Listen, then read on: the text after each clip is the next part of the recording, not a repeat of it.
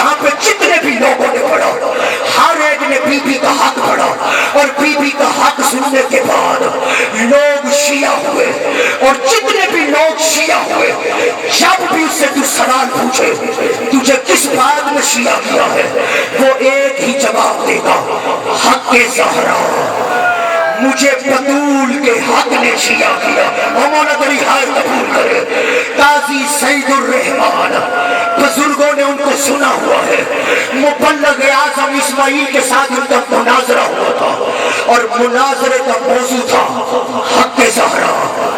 Bagh فدق، be be کا حق۔ مبلغ اعظم اسماعیل کے مناظرے کے بعد قاضی سعید الرحمان شیعہ ہو گئے تھے، اور منبر آل محمد پہ کھڑے ہو کر وہ خود اپنی زبان سے یہ واقعہ سنایا کرتے تھے۔ قاضی سعید الرحمان کہتے ہیں میرا مبلغ اعظم اسماعیل کے ساتھ مناظرہ تھا، اور مناظرے کا موضوع تھا حق زہرا، سیدہ کا حق، بطول کا حق، حسنین کی ماں کا حق،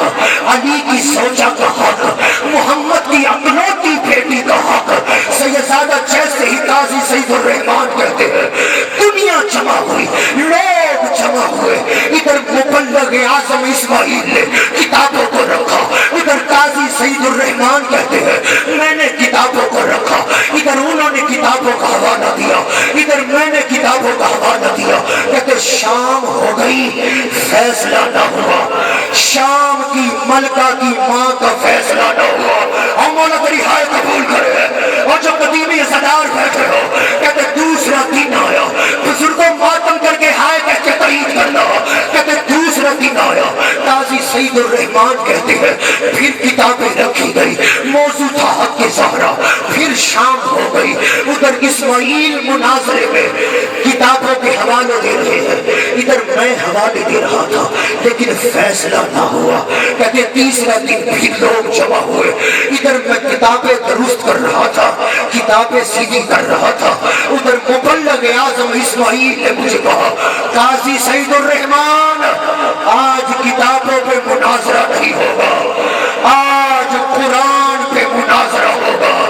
عزاداران کریم کربلا، قاضی سعید الرحمان کہتا ہے جیسے مجھے مبلغ اعظم اسماعیل نے کہا آج قرآن پہ فیصلہ ہوگا، میں نے کہا کیسا فیصلہ؟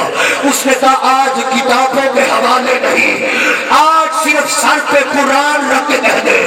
محمد کی بیٹی کا حق نہیں تھا، ہائے کہہ دینا جو ہائے کہہ سکتے ہو، محمد کی بیٹی کا حق نہیں تھا۔ قاضی سعید الرحمان کہتا ہے میں نے جیسے ہی قرآن اٹھایا اور میں نے دل میں سوچا میں سر پہ قرآن رکھ کے کہہ دوں گا محمد کی بیٹی کا حق نہیں تھا، میں مبلغ اعظم اسماعیل سے مناظرہ جیت جاؤں گا، میری بلے بلے ہو جائے گی۔ کہتا سر پہ قرآن رکھا، میں نے مبلغ اعظم اسماعیل کی طرف دیکھا، اللہ جانے اسے کیا ہوا، اس کی دستار کے پیچ کھل کے گلے میں آ گئے، اس نے مدینہ محمد